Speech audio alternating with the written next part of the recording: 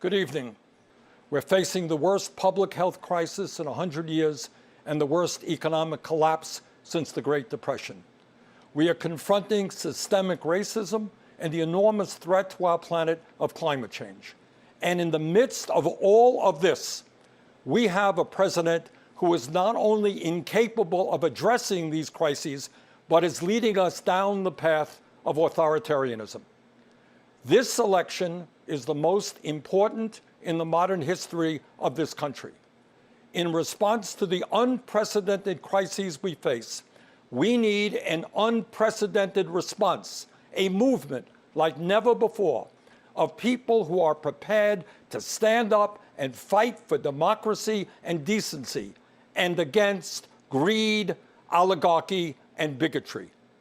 And we need Joe Biden as our next president. Let me take this opportunity to say a word to the millions of people who supported my campaign this year and in 2016.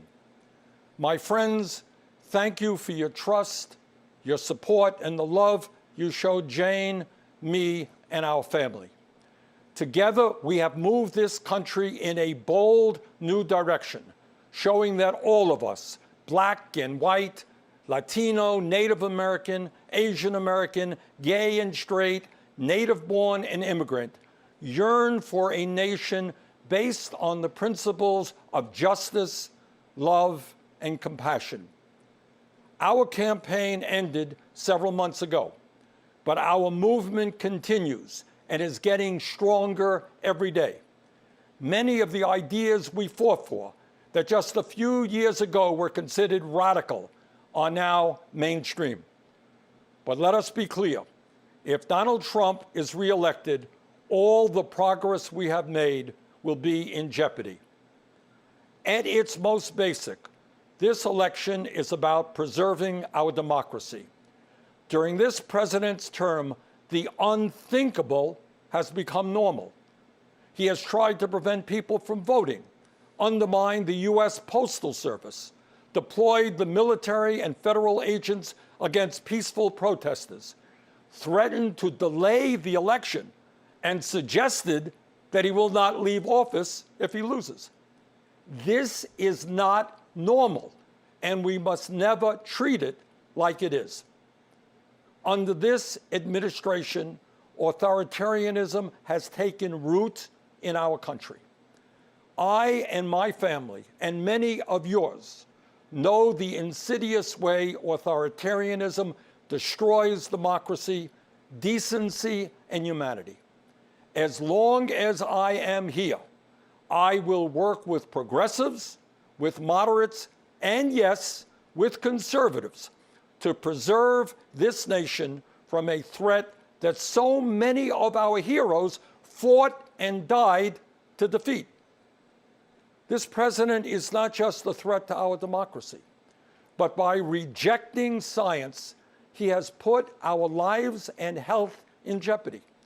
Trump has attacked doctors and scientists trying to protect us from the pandemic, while refusing to take strong action to produce the masks, gowns, and gloves our healthcare workers desperately need. Nero fiddled while Rome burned. Trump golfs.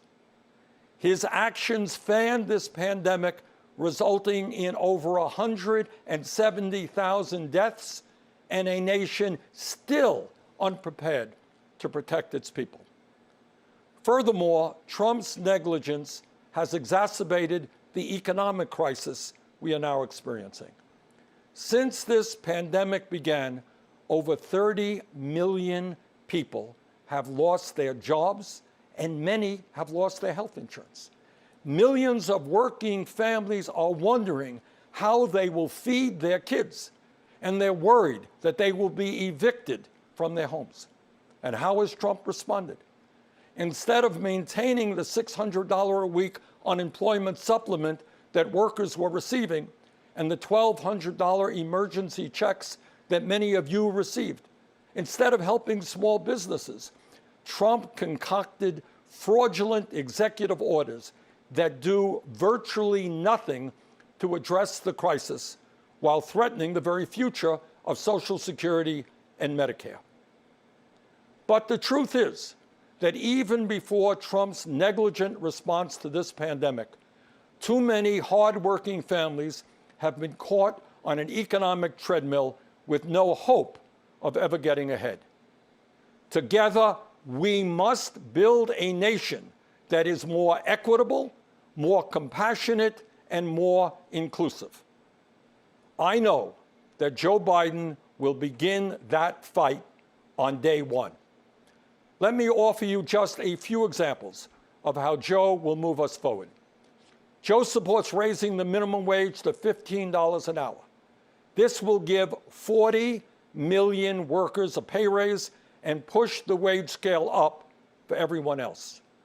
Joe will also make it easier for workers to join unions, create 12 weeks of paid family leave, fund universal pre-K for 3- and 4-year-olds, and make child care affordable for millions of families.